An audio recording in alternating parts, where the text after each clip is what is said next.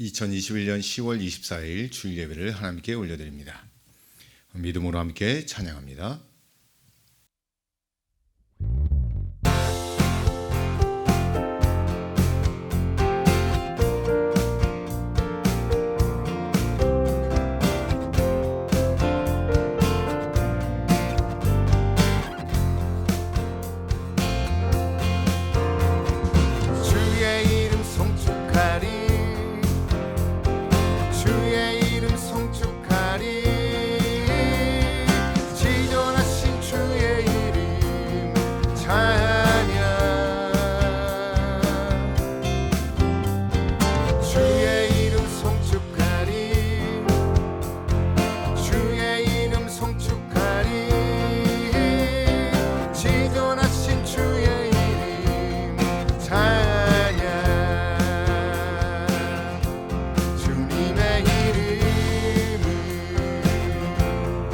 강한 성문 그곳에 달려간 자 안전하리 주님의 이름이 강한 성문 그곳에 달려간 자 안전하리 거룩하신 주의 이름 거룩하신 주의 이름 거룩하신 주의 이름 찬양 거룩하신 주의 이름 거룩하신 주의 이름 거룩하신 주의 이름 찬양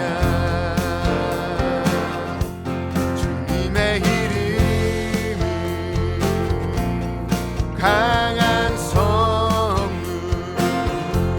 그곳에 달려간 자 안전하리 주님의 이름 강한 성문 그곳에 달려간 자 안전하리 영광스러운 주의 이름 영광스러운 주의 이름 영광스러운 주의 이름 찬양 영광스러운 주의 이름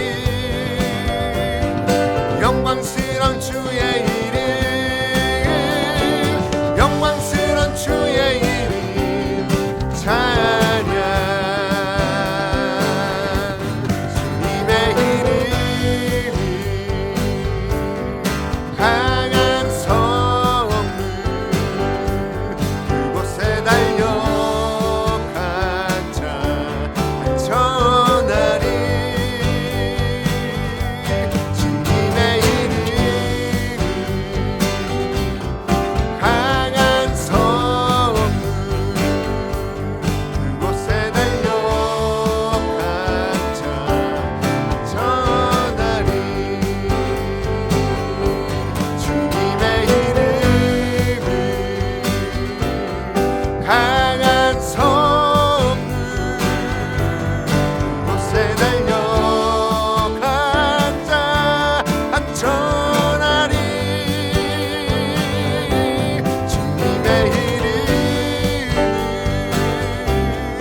강한 성문 그곳에 달려간 자 안전하리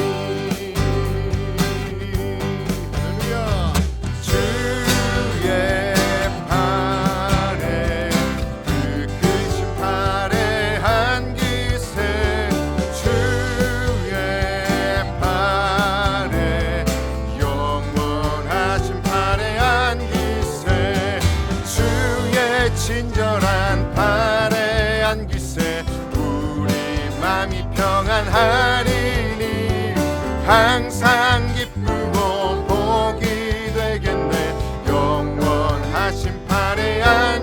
날이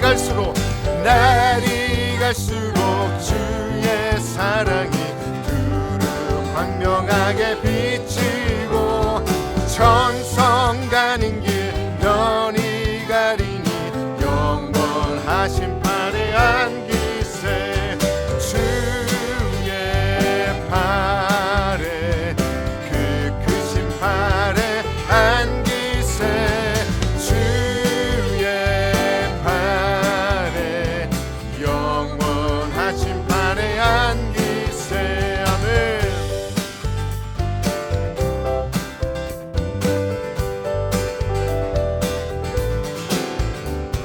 주의 보좌로 나아갈 때에 기뻐 찬미 소리 외치고 겁과 두려움 없어지리니 영원하신 팔에 안기세 주의 팔에 그 크신 팔에 안기세 주의 팔에 영원하신 팔에 안기 주의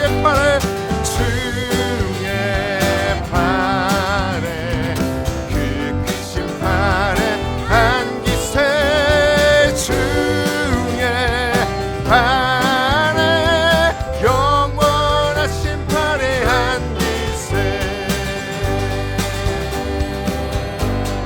할렐루야. 사도신경으로 신앙 고백하십니다. 나는 전능하신 아버지 하나님 천지의 창조주를 믿습니다. 나는 그의 유일하신 아들 우리 주 예수 그리스도를 믿습니다.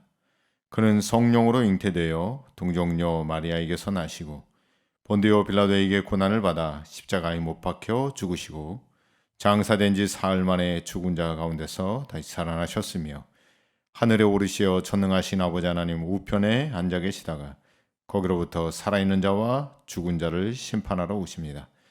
나는 성령을 믿으며 거룩한 공교회와 성도의 교제와 죄를 용서받는 것과 몸의 부활과 영생을 믿습니다. 아멘. 감사함으로 찬양하겠습니다.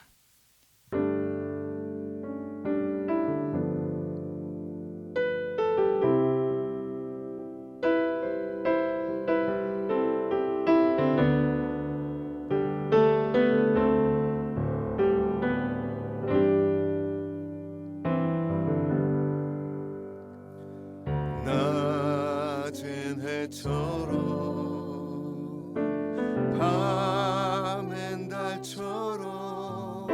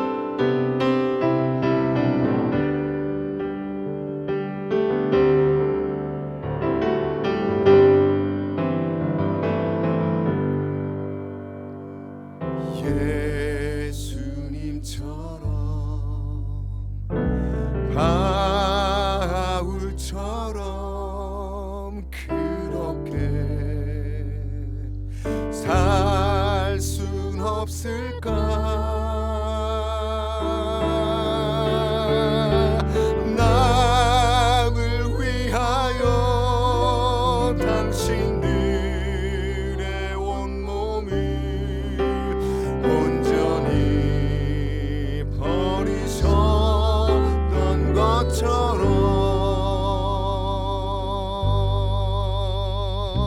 주의 사랑을 베푸는 사랑 값없이 그저 주는 사랑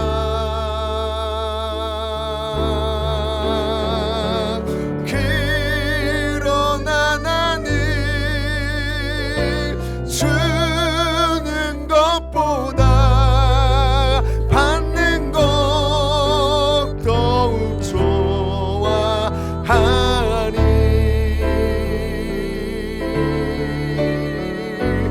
나의 입술을 주님 닮은 듯하나 내 맘은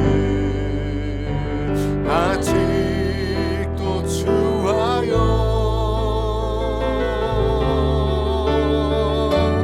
받을 사람만 계수하고 있으니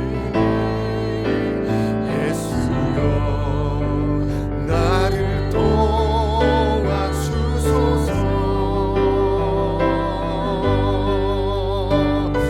주의 사랑을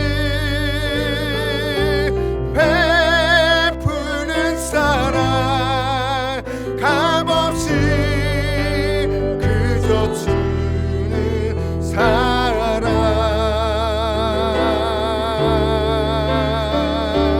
그러나 나는 주는 것보다 받는 것 더욱 좋아하니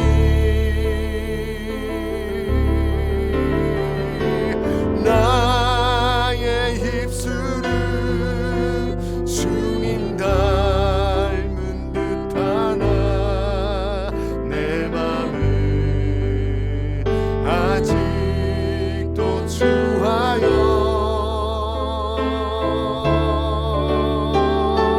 받을 사랑만 계수하고 있으니 예수여 나를 도와주소서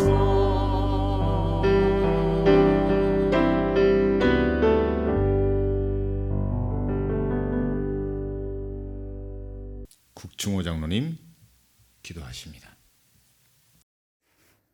한 생명을 천하보다도 귀하다고 말씀하신 하나님 아버지, 하나님의 형상대로 창조된 인류를 구원시키기 위해서 독생자 예수 그리스도를 이 땅에 보내시고 구속하신 큰 사랑에 진실로 감사함을 드립니다.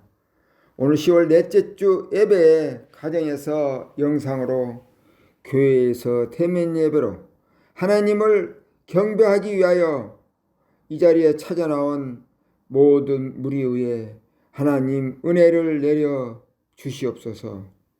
지난 한 주간 동안에는 사랑하는 김명 권사님 부친께서 소천하시어 목사님 주관으로 모든 장례 절차를 잘 마치게 하심을 감사를 드립니다. 기쁨을 나누면 배가 되고 슬픔을 나누면 반으로 줄어든다 했사오니 성도 간의 교제 가운데 사랑으로 다가가서 주님의 사랑으로 위로하여 주시옵소서. 하나님의 섭리 가운데 세우신 임마누엘 교회가 부흥하기를 원합니다. 교회 부흥을 가로막는 모든 장애물을 제거시켜 주시고 성령님의 인도하심으로 교회는 부흥되고 성도들은 복을 받게 하옵소서. 그리하여 하나님의 은혜 가운데서 아름다운 교회 건축도 이루어지게 하옵소서. 담임 목사님을 붙잡아 주시옵소서. 주님 오른손 장중에 붙잡아 주시어 강건케 하시고 모든 목회 사역 가운데 천사들의 도움이 있게 하옵소서. 내조하시는 사모님과 삼남매를 주님 책임져 주시오. 가정 문제 때문에 목사님 목회가 지장받지 않도록 하옵소서. 자비로우신 아버지, 전사님에게도 남다른 지혜 주시고 총명함을 주시오. 목사님 목회 도와 승리케 하시고, 우리 성도님들의 가정에 문제 있습니까? 자녀의 문제가 있습니까? 금전 문제가 있습니까? 하나님께 기도하여 좋으신 하나님의 처방으로 가정이 회복되게 하옵소서. 하나님 말씀을 이제 듣고자 합니다. 말씀 전하실 사자 목사님에게 성령의 두루마리를 입혀주시고 그 말씀이 우리들 마음속 깊이 새겨져서 30배, 60배, 100배로 결실 맺어지는 귀한 말씀 될 수 있도록 인도하여 주시옵소서. 예배 시종을 주님께만 부탁하옵고 나를 죄악에서 구원해 주신 예수님 귀하신 이름으로 기도하옵나이다. 아멘. 광고 말씀입니다. 오늘부터 다음 주일까지 유아세례 세대 입교자 교육이 있습니다. 예배 후에 간단히 진행되어지니까 꼭 참석하시길 바랍니다. 우리 김미애 권사님 부친상을 은혜 가운데 잘 마쳤습니다. 합력하여 주신 모든 분들께 감사를 드리고 유족들에겐 큰 위로가 있기를 바랍니다.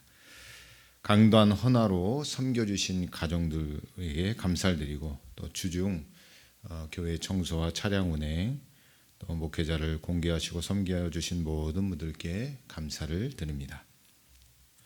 오늘 우리에게 주신 하나님 말씀은 마가복음 10장 17절로 31절까지의 말씀입니다. 예수께서 길에 나가실새 한 사람이 달려와서 꿇어앉아 묻자오되 선한 선생님이여, 내가 무엇을 하여야 영생을 얻으리이까? 네가 어찌하여 나를 선하다 일컫느냐? 하나님 한 분 외에는 선한 이가 없느니라. 네가 계명을 안 하니 살인하지 말라, 간음하지 말라, 도둑질하지 말라, 거짓 증언하지 말라, 속여 빼앗지 말라, 내 부모를 공경하라 하였느니라. 선생님이여, 이것은 내가 어려서부터 다 지켰나이다. 예수께서 그를 보시고 사랑하사 이르시되 네게 아직도 한 가지 부족한 것이 있으니 가서 네게 있는 것을 다 팔아 가난한 자들에게 주라. 그리하면 하늘에서 보화가 네게 있으리라. 그리고 와서 나를 따르라. 그 사람은 재물이 많은 고로 이 말씀으로 인하여 슬픈 기색을 띠고 근심하며 가니라. 예수께서 둘러보시고 제자들에게 이르시되 재물이 있는 자는 하나님의 나라에 들어가기가 심히 어렵도다. 제자들이 그 말씀에 놀라는지라. 예수께서 다시 대답하여 이르시되 얘들아, 하나님의 나라에 들어가기가 얼마나 어려운지 낙타가 바늘기로 나가는 것이 부자가 하나님의 나라에 들어가는 것보다 쉬우니라. 제자들이 매우 놀라 서로 말하되 그런즉 누가 구원을 얻을 수 있는가? 하니 예수께서 그들을 보시며 이르시되 사람으로는 할 수 없으되 하나님으로는 그렇지 아니하니 하나님으로서는 다 하실 수 있느니라. 베드로가 여짜와 이르되 보소서, 우리가 모든 것을 버리고 주를 따랐나이다. 내가 진실로 너희에게 이르노니 나와 복음을 위하여 집이나 형제나 자매나 어머니나 아버지나 자식이나 전토를 벌인 자는 현세에 있어 집과 형제와 자매와 어머니와 자식과 전토를 100배나 받되 박해를 겸하여 받고 내세의 영생을 받지 못할 자가 없느니라. 그러나 먼저 된 자로서 나중되고 나중된 자로서 먼저 될 자가 많으니라.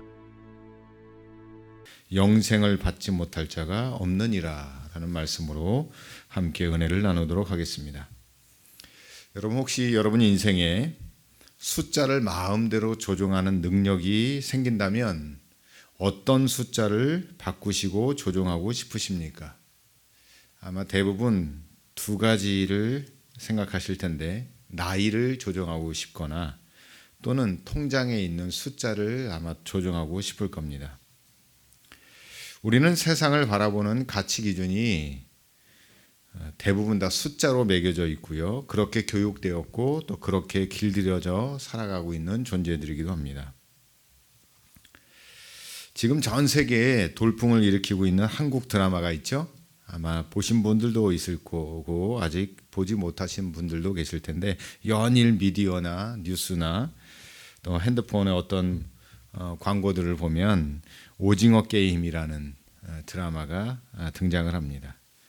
그런데 이 드라마 가운데 등장하는 한 배우가 있는데 그 드라마 속에 1번 깐부 할아버지라고 등장하는 오영수 배우분이 계십니다. 드라마가 큰 흥행을 하자 한 치킨 회사에서 오영수 배우에게 광고 제의를 했습니다. 거액의 돈을 제시하였고 광고 촬영을 제안을 했지만 이 오영수 배우는 그 광고를 거부했습니다. 이유인즉슨 자신이 그 치킨 회사에 광고를 찍게 되어지면 오징어 게임 드라마에 큰 손상이 가고 의도한 바와 맞지 않기 때문에 광고를 찍지 않겠다. 결국 이것은 돈에 대한 욕심이고 작품에 대한 것이 아니라고 생각했기 때문에 광고 찍는 것을 고사했다라고 하는 이야기를 저도 인터뷰를 통해서 보게 되었습니다. 그럼 앞으로 광고 제의가 들어오면 절대로 찍지 않을 것이냐 물어봤더니 제의가 들어오면 물론 찍긴 찍겠지만 자신이 원하는 광고는 공익 광고나 광고를 찍고 나서 보람을 느낄 수 있는 많은 사람에게 유익을 줄 수 있는 그런 광고를 찍고 싶다고 말하는 것을 봤습니다. 그리고 그 이외에도 여러 광고 회사에서 제의가 들어왔는데 돈보다는 그 의미를 위해서 또 아름다운 선택을 또 아름다운 삶을 위해서 돈보다는 의미를 위한 삶을 선택하는 그런 멋진 배우의 모습을 보게 되었습니다. 오늘 말씀을 통해 우리의 최고의 가치 기준이 세상의 돈이나 세상의 어떤 명성을 얻기 위한 것이 아니라 우리 삶에 예수님이 나의 삶의 최고의 가치 기준이 되셔서 영생의 기쁨을 누리는 성도가 되시기를 간절히 축복합니다. 자, 오늘 본문에 나오는 한 부자의 이야기가 나옵니다. 본문은 마태복음 19장과 누가복음 18장에 동등히 등장하는 평행복음에서 한 복음서에서는 청년으로, 오늘 본문에서는 부자로, 또 한 복음서에서는 관리인으로 등장하는 이야기입니다. 같은 사람이지만 약간 다른 시각에서 기록되어 있는데 공통된 것은 무엇이냐면 부자라고 하는 것이죠. 그리고 어떻게 하면 영생을 얻을 수 있을까라고 하는 타이틀을 가지고 이야기를 합니다. 자, 첫 번째 이야기입니다. 내가 무엇을 하여야 영생을 얻을 수 있을까요? 부자인 사람이 예수님께 달려와서 무릎을 꿇습니다. 오늘 본문 17절에 그렇게 기록하고 있죠. 예수께서 길에 나가실새 한 사람이 달려와서 꿇어 앉아 묻자오되 선한 선생님이여 내가 무엇을 하여야 영생을 얻으리이까.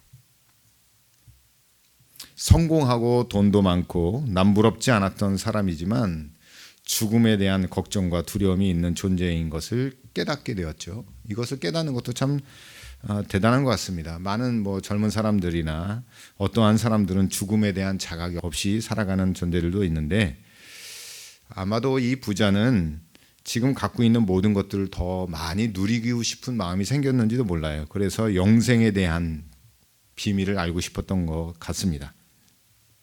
그래서 예수님께 달려나와서 무릎을 꿇고 예수님, 내가 어떻게 하면 영생을 얻을 수 있습니까?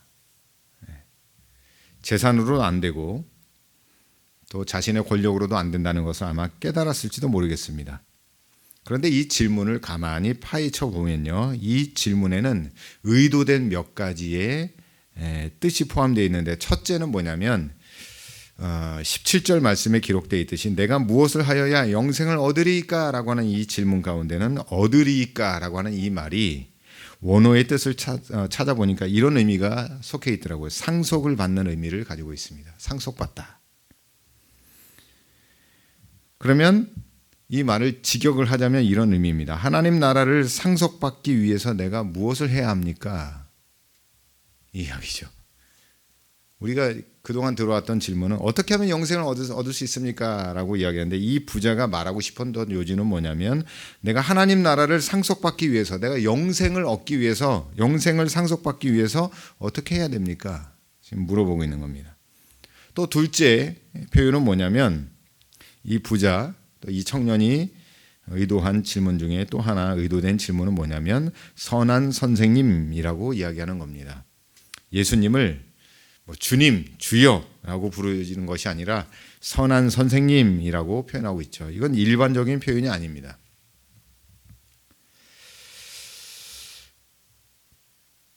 마태복음 19장 16절 말씀에 보면 이렇게 말씀하고 있는데 무슨 선한 일을 하여야 영생을 얻을 수 있습니까? 오늘 본문에는 내가 무엇을 하여야 영생을 얻을 수 있습니까? 라고 질문하고 있지만 마태복음 19장 16절에서는 무슨 선한 일을 하여야 영생을 얻을 수 있습니까? 라고 한 질문을 갖고 있죠. 그러니까 이 두 말씀들을 비교해 보면 이 청년 부자는 어떤 선한 행위를 해야지만 영생을 얻을 수 있다라고 생각했습니다. 자신이 생각하기에는 그 당시에 예수님이 선한 선생님이라고 생각했고 그리고 그 선한 선생님이 어떤 선한 행위를 제시해 주거나 인정해 주면 영생에 대한 비밀과 영생을 얻을 수 있다라는 생각을 가지고 예수님 앞에 질문을 하고 있는 거예요. 좀 뭔가 머리가 빨리 돌아가고 똑똑해서 뭔가 의도된 질문을 하고 있는 거죠. 이런 그에게 예수님께서는 뭐라고 답을 하시냐면 오늘 본문 18절에 이렇게 기록합니다. 예수께서 이르시되 내가 어찌하여 나를 선하다 일컫느냐 하나님 한 분 외에는 선한 이가 없느니라 라고 답을 하셨죠. 자, 예수님께서는 부자가 말하는 선한 선생님이 아니라 예수님이 어떤 분이에요? 하나님의 아들 그리스도 우리를 구원할 자인 것을 인정하고 깨닫고 인정하기를 원하셨던 거죠. 그러니까 영생의 비밀은 이 질문하는 부자가 의도한 대로 선한 행위를 위해서 상속받는 것이 아니라 예수 그리스도를 아는 것이 영생의 비밀입니다.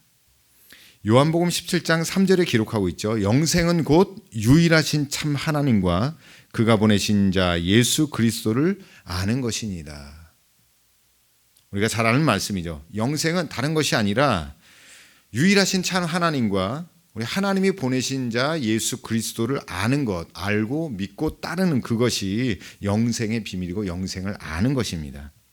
아무리 세상의 가치와 재물과 경제에 대하여 성공하고 해박한 지식을 가지고 있다 할지라도 또는 육신적인 선한 행위를 한다고 해서 영생, 즉 구원을 받는 것이 아님을 말씀하고 있다는 것이죠. 그러시면서 19절에 뭐라고 말씀하고 있냐면 19절에 이렇게 말합니다. 내가 계명을 안 하니 넌 알고 있다는 거예요. 미리 예수님께서 지금 그 사람을 알고 있다는 전제를 가지고 내가 계명을 안 하니 살인하지 말라, 간음하지 말라, 도둑질하지 말라, 거짓 증언하지 말라, 속여 빼앗지 말라, 내 부모를 공경하라 하였느니라. 자, 10계명에 나오는 인간이 지켜야 할 6가지 계명을 이야기하고 있어요. 자, 이걸 예수님이 몰라서 이야기한 것이 아니라 뭔가 의도된 것을 그 사람을 통하여 무엇인가 의도되고 깨닫게 하기 위하여 이 말씀을 던지고 있는데요. 이 말씀을 기다렸다는 듯이 20절에 그가 여짜오되 선생이여 이것은 내가 어려서부터 다 지켰나이다. 이렇게 이야기합니다. 자신 있게 대답하는 거죠. 자, 이 대화를 보면 마치 무엇을 인정받고 원하는 한 부자와 마치 그 사람이 의도하는 모든 것을 알고 있다는 듯이 예수님이 질문을 던지고 답을 하는 내용들을 유추해 볼 수 있는데요. 그 다음에 이렇게 예수님이 얘기하죠. 21절에 예수께서 그를 보시고 사랑하사 이르시되 사랑하사 뭔가 측은한 마음으로 불쌍한 마음으로 그에게 이런 이야기합니다. 내가 아직도 한 가지 부족한 것이 있으니 다 지켜왔어요. 자기가 생각하기에는 선한 행위를 해야지만 영생을 받을 수 있다고 생각해서 예수님이 인간이 지켜야 할 6가지 계명에 대하여 제시를 했더니 이걸 다 지켰다는 거예요. 뿌듯했겠죠. 내가 어려서부터 다 지켰나이다. 근데 예수님이 뭐라고 얘기하냐면 내가 아직도 한 가지가 부족한 것이 있으니 가서 내게 있는 것을 다 팔아 가난한 자들에게 주라. 그리하면 하늘에서 보화가 내게 있으리라. 그리고 와서 나를 따르라 하시니. 자, 이게 뭔가 자기가 의도한 대로 흘러가지 않고 좀 다른 방향으로 흘러갑니다. 다시 말하자면 예수님 말씀에는 계명을 잘 지키는 것 정말 대단한 일이죠. 이걸 완벽히 10계명을 완벽히 지키며 살아가는 사람이 이 땅에 얼마나 될까요? 그러나 그 계명을 잘 지킨다고 해서 영생을 받는 것이 아니고 구원을 받는 것이 아니고 가치 기준이 바뀌어야 한다는 것을 이야기하고 있는 겁니다. 가치 기준이 뭐냐? 선한 선생이 아닌 구원의 주로서 영생을 선물로 주시는 주님으로서 예수님을 따르고 그 말씀을 하고 계신다는 거예요. 여러분, 우리는 예수 그리스도를 구주로 믿을 때 영생의 비밀을 얻게 되어집니다. 선한 행위를 해서 예수님께 칭찬 듣고 또 예수님이 인정하는 그 선한 행위의 삶을 살아가는 것이 아니라, 물론 여러분 예수 믿고 구원받아서 우리가 선한 행위를 해야 되는 건 맞습니다. 그러나 우리는 선한 행위를 해서 구원받는 것이 절대로 아닙니다. 그 구원의 가치 기준은 나의 선한 행위가 아니라 예수님을 구주로 인정할 때, 그리고 예수님을 나의 구주로 영접할 때, 우리 마음속에, 우리의 삶 속에, 우리 인생 가운데 물질, 돈, 명예, 명성들로 가득 태워진 그것을 예수님 때문에 그 모든 것들이 예수님하고 비교할 수 없구나. 그래서 그걸 버리는 겁니다. 오늘 본문에는 가난한 자들에게 나눠주라고 이야기하고 있죠.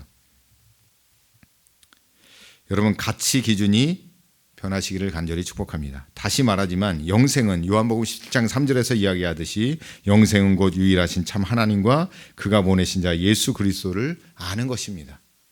그 영생의 비밀이 오늘 우리에게 있기를 간절히 축복합니다. 자, 이 청년에게, 이 부자에게 예수님이 요구하시는 것은 바로 이거예요. 재산을 다 가난한 자들에게 나눠주고 나를 쫓으라 라고 이야기했는데 이 사람은 근심하며 돌아가고 괴로워했어요.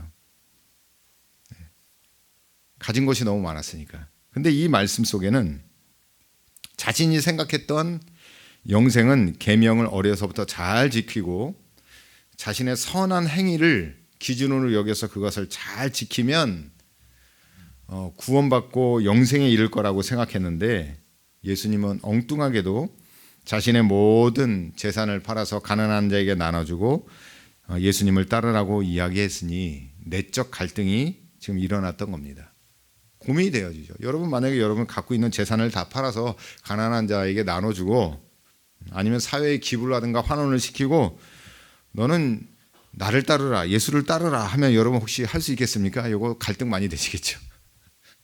지금 이 부자에게는 뭐 돈이 한두 푼 있는 것도 아니고 부자라고 성경은 기록하고 있으니까요.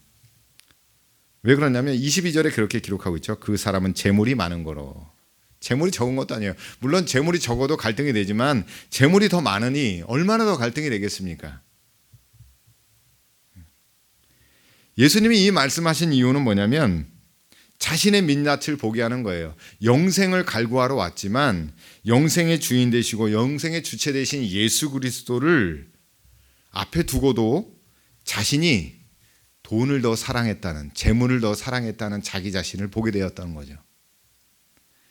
여러분, 우리가 영원한 천국을 소망하며 믿음 생활을 하지만 여러분, 영원한 천국을 소망합니까? 아니면 예수님으로부터 오는 이 세상에 누리는 복을 더 사모합니까?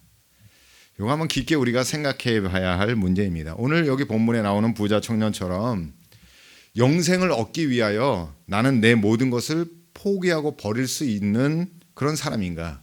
아니면 반대로 우리는 이 땅에서 그냥 잘 먹고 잘 살고 성공하는 삶, 안락한 삶, 평안한 삶을 위하여 예수님을 통하여 뭔가 인정받고 요구하는 삶, 그리고 이 땅에서 영원히 사는 그런 삶이 지속되기 원하는 삶을 살아가고 있지 않은가. 여러분, 오늘 이 말씀을 통해서 우리의 민낯을 봐야 돼요. 우리의 민낯. 우리는 속사람, 우리 마음속에 있는 진실이 어떤 것인지를 봐야 돼요. 예수님 그걸 지금 보여주고 있는 겁니다. 이 사람에게.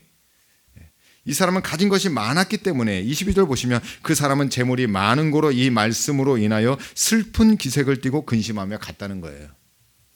영생을 눈앞에 두고도 재물이 더 크게 보였던 거죠. 재물이 더 크게 보여요. 그리고 이 부자 청년에게 요구하시는 것은 무엇이냐면 선한 행위의 기준이 바뀌어야 한다는 거예요.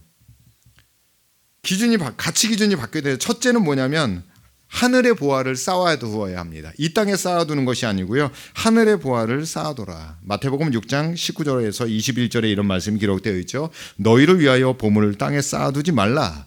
거기는 좀과 동록이 해하며 도둑이 구멍을 뚫고 도둑질하느니라. 오직 너희를 위하여 보물을 하늘에 쌓아두라. 거기는 좀이나 동록이 해하지 못하며 도둑이 구멍을 뚫지도 못하고 도둑질도 못하느니라. 내 보물이 있는 그곳에 내 마음도 있느니라. 할렐루야. 가치 기준을 어디에 두고 살아가느냐 문제예요. 천국의 가치 기준을 두고 살아가면 우리의 마음이 거기에 있고 보물도 거기에 있는 거예요. 여러분, 천국의 보물이 큽니까? 이 땅의 보물이 큽니까? 밭에 감추인 보화처럼 우리가 밭에서 일을 하다가 세상 밭에서 일을 하다가 진정한 보화를 발견하게 되어지면 여러분 집 팔고 냉장고 팔고 차 팔고 모든 것을 다 팔아서 그 밭을 사야 합니다. 성경은 그렇게 이야기하고 있죠. 왜요? 더 값진 것을 발견했기 때문에. 바로 그걸 이야기하는 겁니다. 진정한 보화가 어디에 있는지를 찾아야 한다는 거예요. 이 땅에 있는 것들은 여러분 아무리 많이 벌어도 아무리 많이 소유해도 죽을 때 아무것도 갖고 가지 못해요. 망고진리의 법칙입니다. 돈 많은 회장님들, 졸부들 아무리 돈이 많아도 죽어서는 그걸 갖고 갈 수도 없고 천국에 가져갈 수도 없어요. 다시 말하자면 천국의 보물의 가치를 발견하셔서 천국의 보물을 쌓아두는 여러분이 되시기를 간절히 축복하고, 내 보물이 있는 곳에 내 마음이 있다고 했으니까 여러분 가치 기준을 바꿔야 돼요. 둘째, 가치 기준을 왜 바꿔야 되느냐? 예수님을 따르는 삶으로 살아야 됩니다. 물질을 따라가는 게 아니고요, 세상의 안락을 쫓아가는 게 아니라 예수님을 따라가야 돼요. 누가복음 5장 11절 그 어간에 보면 예수님이 갈릴리 바다에서 고기를 잡는 베드로에게 나타나셔서 말씀하는 내용이 나옵니다. 깊은 데 가서 그물을 던져라. 근데 밤새도록 그물을 던졌는데 한 마리도 못 잡았어요. 베드로가 예수님께 우리가 밤새도록 그물을 던져 고기를 잡지 못했지만 말씀에 의지하여 순종하겠다. 고기를 던졌습니다. 그물을 던졌습니다. 그물이 찢어질 정도로 많이 잡혔어요. 그래 옆에 있는 동료들을 불러서 배에다가 고기를 실었습니다. 그러나 그때 베드로가 깨닫습니다. 뭐라고 깨닫냐면 말씀하신 걸 깨닫고 주여 나는 죄인이로소이다. 나를 떠나소서. 근데 예수님이 뭐라면 너 나를 따르라 말씀하시거든요. 그때 베드로가 뭐라고 했냐면 그 옆에 있는 사람들 모두 다 배들을 육지에 내고 모든 것을 버려두고 예수를 따르니라 라고 기록하고 있어요. 무엇을 따를 것인가? 물고기를 따를 것인가? 세상의 성공을 따를 것인가? 세상의 재물을 따를 것인가? 아니면 모든 것을 버려두고 예수를 따를 것인가?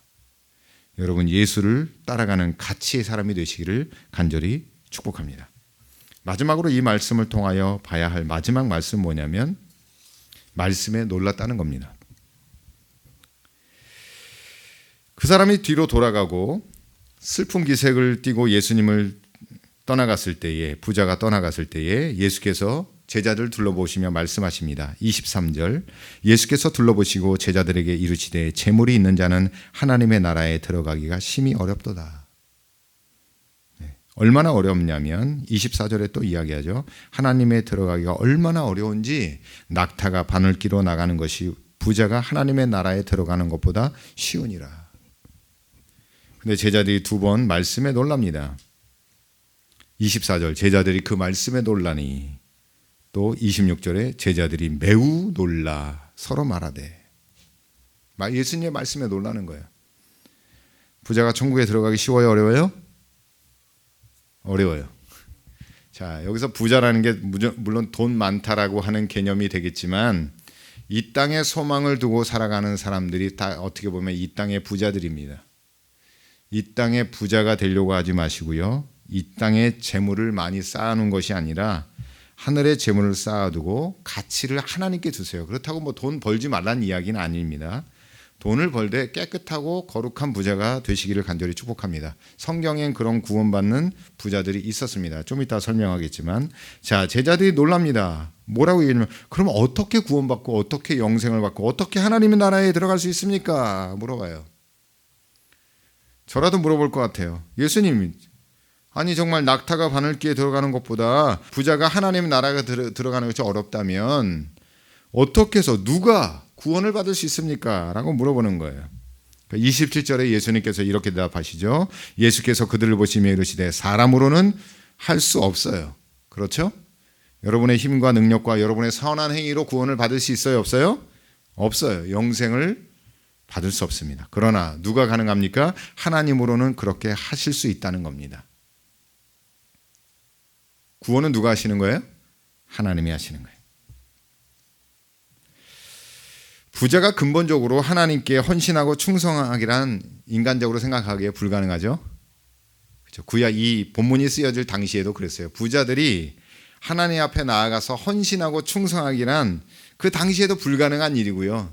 물론 지금도 충성하고 봉사하는 사람들이 있긴 하지만 대부분의 부자들은 하나님께 나와 헌신하거나 거룩하게 정직하게 충성하는 부자들이 드뭅니다. 변질되기도 하고요. 그런데 성경에는 예수님 시대에 두 부자가 나오죠. 마태복음 27장 57절에 나오는 아리마대 요셉이 나와요. 부자였어요. 그러나 예수님의 장례를 잘 준비하는 사람이 되었고 또 한 사람이 나오죠. 누가복음 19장 9절에서 10절까지 나오는 우리가 잘 알고 있는 세리 삭개오가 나옵니다. 삭개오. 부자예요. 근데 이 부자들은 회심을 합니다. 회심을 해. 그리스도의 말씀을 듣고 가난한 자들에게 재산을 나눠주고 주님을 따르는 삶을 살게 되어지죠. 부자가 천국에 들어가는 것이 어렵지만 누가 하시면 가능하다고요? 하나님이 하시면 가능해요.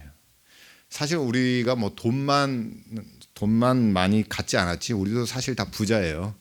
그렇죠? 욕심 부자들, 살 부자들. 우리도 다 사실은 부자입니다. 여러분, 우리가 구원받는 것도요. 내가 인간적인 능력으로는 불가능한 거예요. 나 같은 죄인이, 나 같은 사람이 천국 가고 영생의 비밀을 얻는다? 사실 불가능한 이야기입니다. 누가 하시는 겁니까?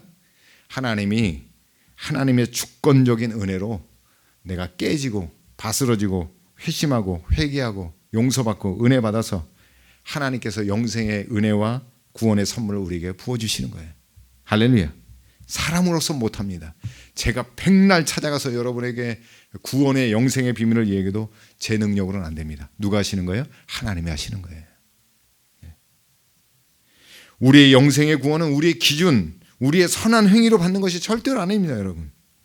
오직 예수 그리스도부터 주시는 은혜와 새로운 가치 기준을 깨달을 때, 내 생명보다 귀한 주님을 깨달을 때, 그리고 천국에 대한 소망을 가지고 살아갈 때, 그리고 이 세상을 버리고 자기를 부인하고 예수님을 따를 때, 그럴 때 더 나아가서는 물과 성령으로 거듭나는 은혜를 경험할 때 우리에게 주어지는 영생의 축복이 있습니다.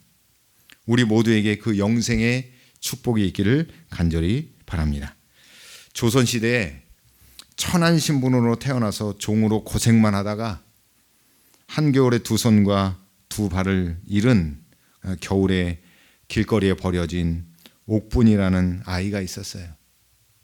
아마 여기 사진에도 나올 겁니다.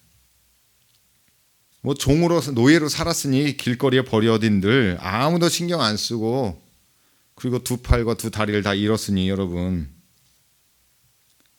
얼마나 여러분 그 살리기도 힘든 그 상황인데 우연히 지나가던 외국인 여선교사가 발견하여서 그 옥분이를 데려다가 잘 치료해주고 잘 싸매주고 잘 위로해줘서 살려냈어요.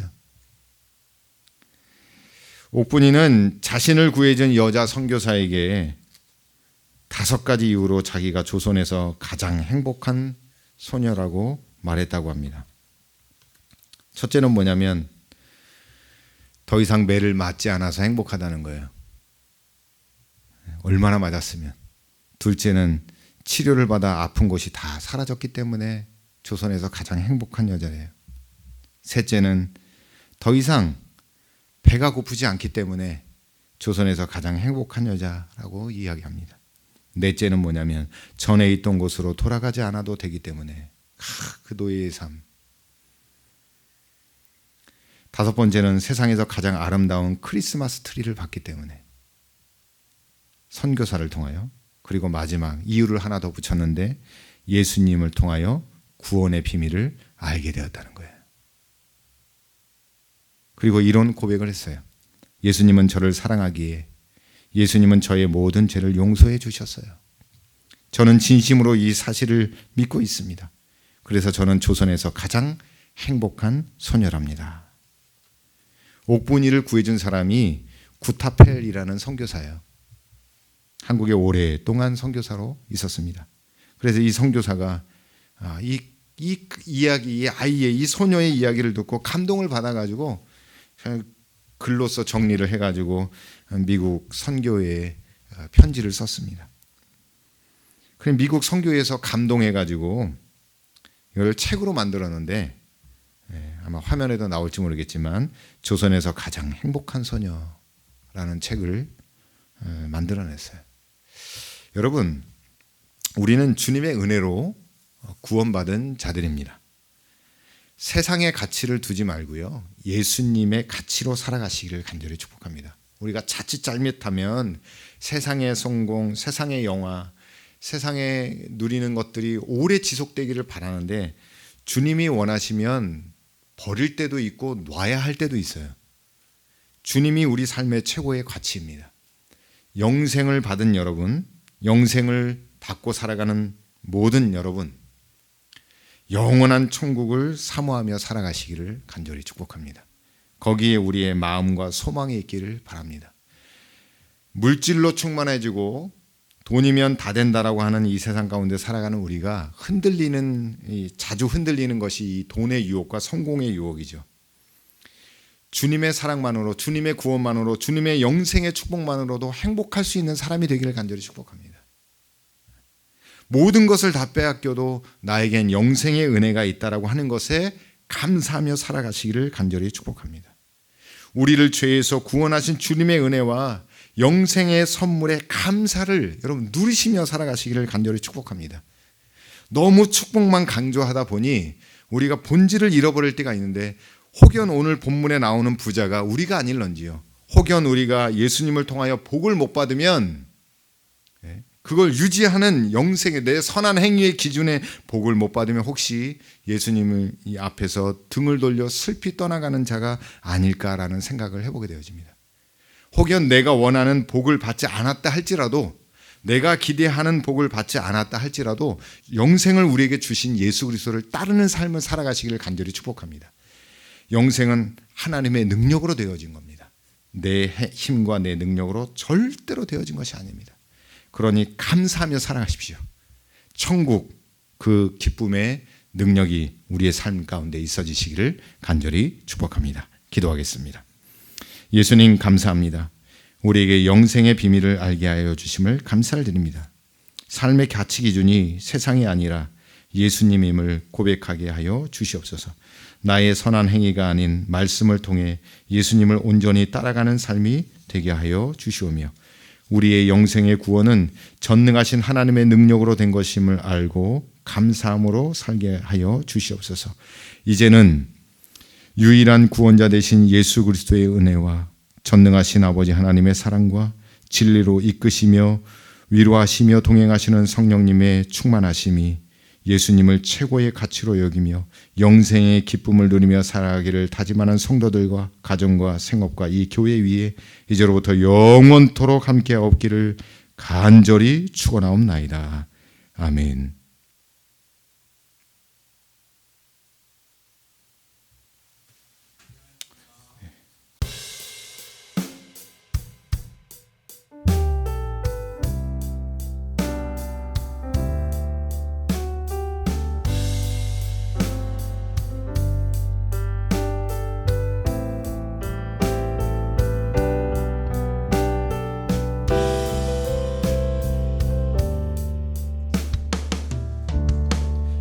시작됐네.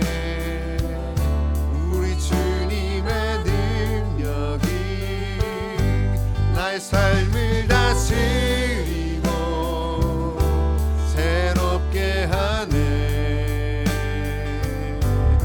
자유하네. 죄와 사망으로부터 나의 삶은 변하구나. 충만하네.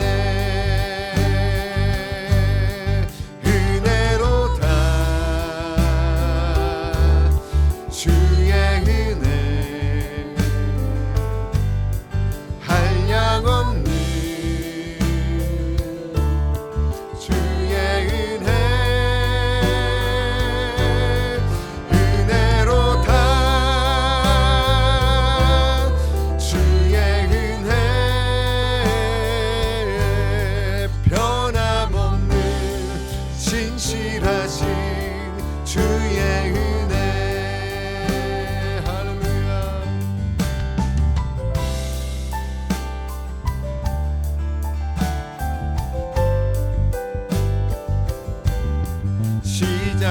시작됐네. 우리 주님의 능력이 나의 삶을 다스리고 새롭게 하네. 자유하네. 죄와 사망으로부터 나의 삶은 변하구나. 충만하네. 은혜로다. 은혜로다. 주의 은혜 한량없는 주의 은혜. 은혜로다. 주의 은혜 변함없는 진실하신 주의 은혜. 은혜로다. 은혜로다. 주의 은혜 한량없는 주의 은혜. 은혜로다. 주의 은혜 변함없는 진실하신 주의 은혜. 한 번만 더. 은혜로다. 은혜로다. 주의 은혜 한량없는 주의 은혜. 은혜로다. 주의 은혜 변함없는 진실하신 주의 은혜.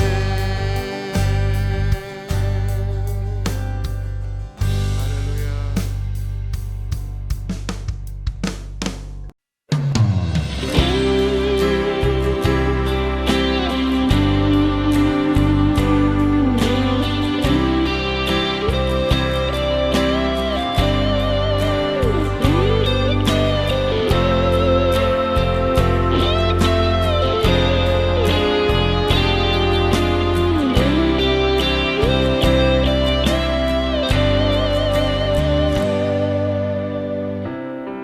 기도를 멈추지 마라.